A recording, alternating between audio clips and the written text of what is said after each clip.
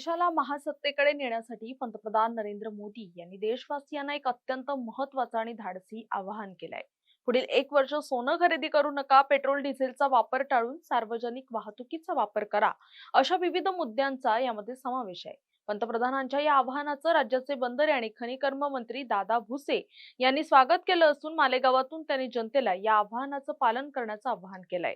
नेमकं काय म्हणाले दादा भुसे पाहूया। 1 वर्ष सोनं वापरू नका, नैसर्गिक शेती करा आणि स्वदेशी माल खरेदी करा।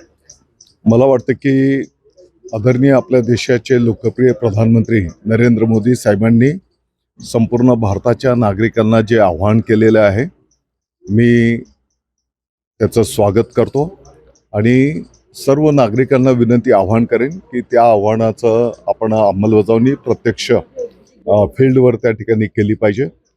ज्या वेळेस आपण आपल्या देशाला, भारताला महासत्ता बनवायचा संकल्प करतो आणि म्हणून प्रधानमंत्री महोदयांनी केलेल्या आव्हानाला आपण प्रत्यक्ष वागून त्या ठिकाणी प्रतिसाद दिला पाहिजे आणि मला विश्वास आहे की अतिशय चांगले मुद्दे आदरणीय प्रधानमंत्री महोदयांनी त्या ठिकाणी उपस्थित केलेले आहे, आव्हान केलेले आहे।